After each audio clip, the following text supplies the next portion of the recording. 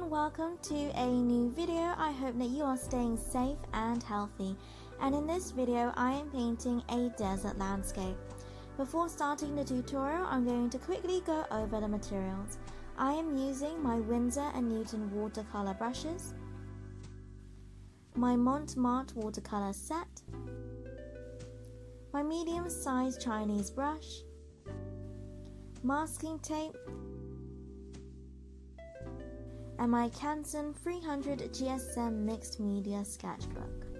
Once I have my masking tape along the edge of my page and made it less sticky so that it's less likely to tear the page when I remove it later, then I started to do a quick sketch of this simple landscape. Because I wanted quite a bit of sky showing, I drew my horizon line roughly a quarter from the bottom. And then above this line I can sketch in my mountain lines. I wanted there to be 2 layers of mountains, and I kept the lines for the top of the mountains quite jagged. I kept the mountain peaks on the right as I knew I wanted to have a larger cactus on the left, so to let it stand out a bit in contrast with the orange sky. When I was happy with these lines, then I gently rubbed it out so that it would be less visible in the final painting. In this sketch, I didn't draw in the cactuses because I just winged it, but also because this was my second attempt and I already knew roughly how I would paint it. But if you want more guidance to make it easier for yourself and to make sure you are happy with the placement and shape of the cactuses, then you can sketch them in before painting. So I started with the sky. If you are painting a landscape, it's best to start with the background so that we can just paint the mountains on top instead of having to paint around the mountains. So for the area of the sky above the top mountain line, using clean water, pre-wet the sky area. You don't have to perfectly paint within the lines as the mountains will be darker and so the sky underneath won't be very obvious. Make sure this is thoroughly wet, but of course not too wet that you have puddles on your page. Then we can add the colors. So I added a cobalt blue. Any blue you like will do. You can do whatever color you want it to be. I wanted it to be a soft sunset, so I chose an orange for my second color. Make sure to clean your brush before picking up your second color and start from the bottom and then slowly make your way up to the blue. Since blue and orange are complementary colors, you don't want to blend them too much as it may turn into a brown. I added a streak of reddy orange because why not? And I will say that with skies, less is more. So don't try to blend the colors yourself too much. Add the colors so that they touch, but let them blend naturally themselves. And then once the base color of the sky is done, then we can do the clouds.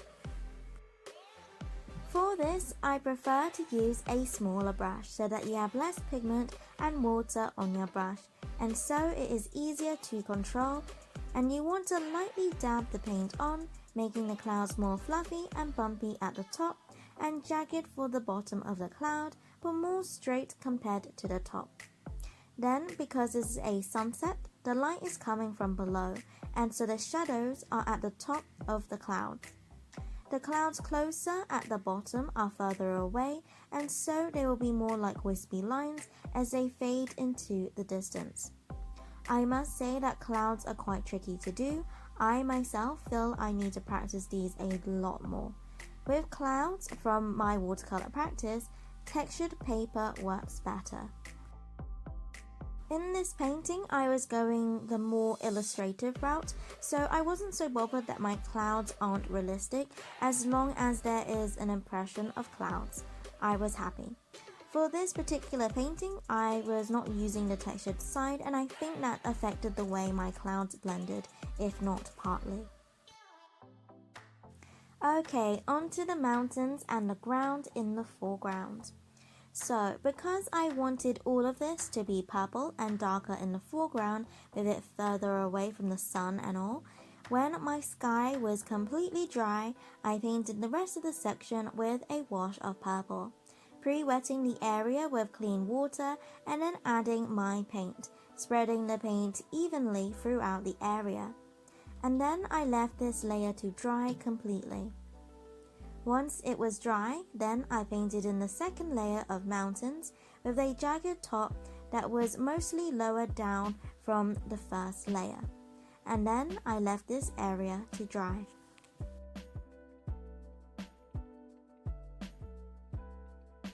When the layer was dry, then I painted in my cactuses, making them really dark to have that contrast.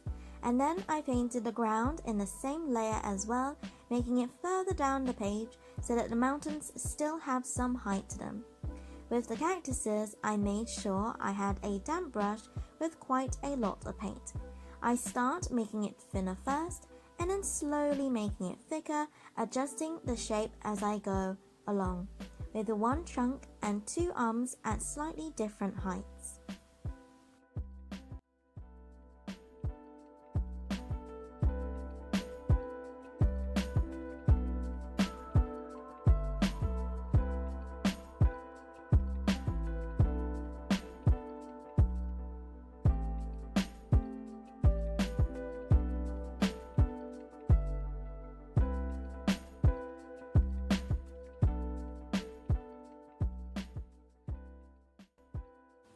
With my round size 5 brush, I painted in the little coral-like cactuses and grass, making short stems that are slightly bent and then adding 1 or 2 arms.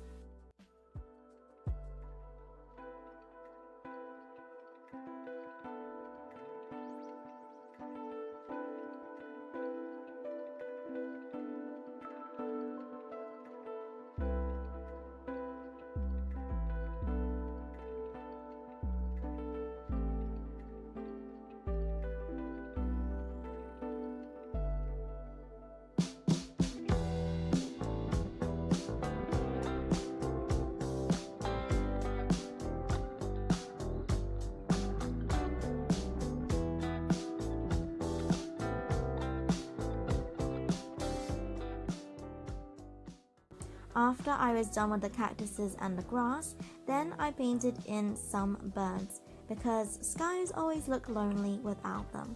So to paint the birds, I paint 2 upside down tick-like strokes, making them really thin and even thinner at the tip of the wings. And then I connect the 2 wings with a small dot for the body. And sometimes I add a few tiny spikes at the back of the body for the tail. And with that, I gently remove the masking tape and we are done.